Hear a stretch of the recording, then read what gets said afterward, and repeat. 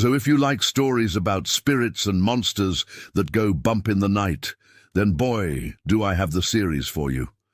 Here are 5 reasons why you should be watching Tokyo Spirit Hunters on Crunchyroll. Coming at you from the world's most dangerous city, Tokyo. You will find all sorts of interesting spirits here, both good and bad. Our story follows a young man named Haru who works at his family's shrine. One day he meets a spirit hunter named Koyomi and learns about the existence of rogue spirits causing havoc in the mortal realm. These spirits, known as Shiryo, are classified into different categories based on their level of danger. And the worst part is, there's a surge in their numbers. That's because Tokyo is built on a spiritual ley line, making it a hotbed for these spirits to gather. And with the busy lifestyle of its citizens, people are losing their spirituality, which makes them easy prey for these spirits to influence and possess.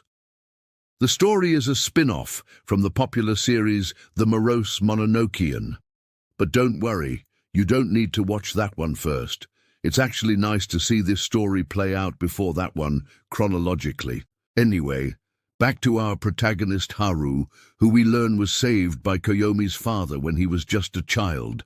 That spirit that tried to take him away is still out there and has even possessed a priest that works at his shrine. But anyway, Koyomi tells her father's story to Haru, who had no idea any of this was happening until now. She explains how her dad disappeared a year ago after going to investigate the source of the surge in Shiryo. You see, the rate at which spirits were causing trouble was increasing, which led the Spirit Hunters Association to send out a strike team to deal with it. And since Koyomi's dad was the best of the best, they sent him on this mission. The only problem is, no one returned from that mission. Now, after hearing all this, you might think that this story is about Koyomi's journey to find her father. But honestly, she isn't really looking for him.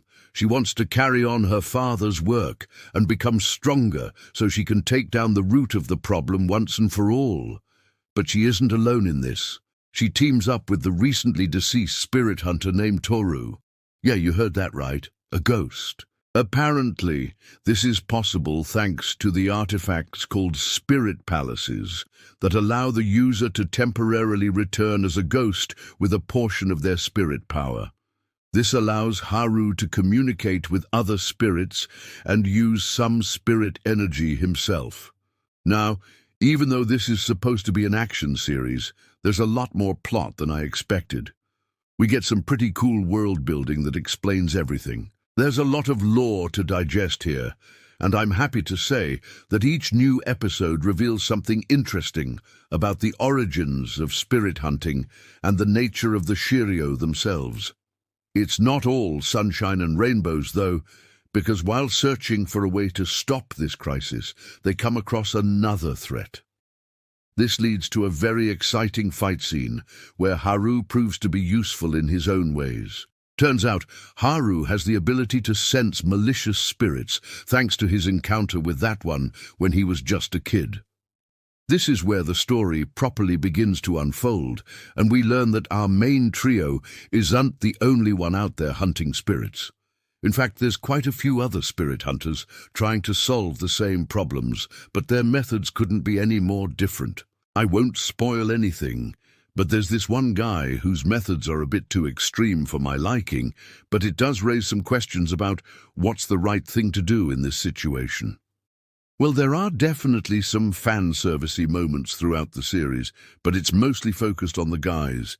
The animation does a great job of highlighting all the fluid movements in action scenes, so I can't complain. If you've ever wanted to learn more about Japanese folklore, then this show is filled with many creatures and demons straight out of it. I found myself looking up information about some of these spirits after each episode. Also, did I mention that the soundtrack is fantastic?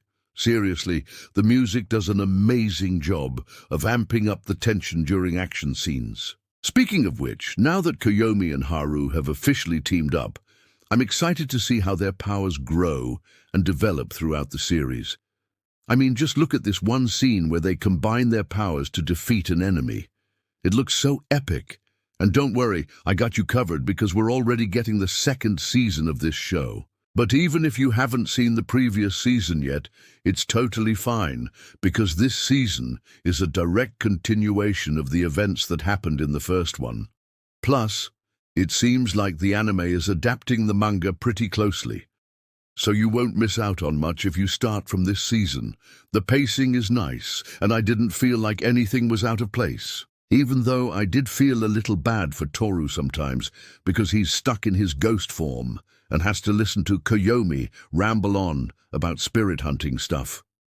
Don't worry though, he does get some character development later on. There are plenty of light-hearted comedic moments that help balance out the serious tone of the show. For example, there's this one scene where Haru tries to warn everyone that a spirit is possessing someone, but no one listens to him.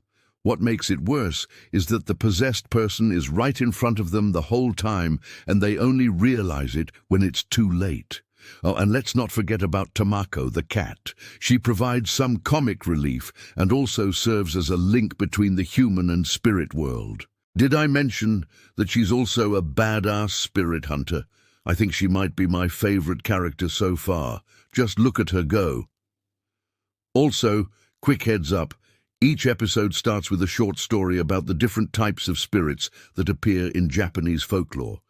While it's not directly related to the main plot, I found it pretty interesting to learn about all the different spirits that exist. And hey, if you're like me and enjoy learning new things, then maybe you could check out this playlist that covers various topics from history to science. All right. I know I've given you plenty of reasons to watch this show, but trust me, it's worth it. Now I'm going to wrap things up, but please do leave a comment telling me what your favorite spirit is. Who knows, maybe you'll see it make an appearance in the anime. Until next time, take care and stay curious.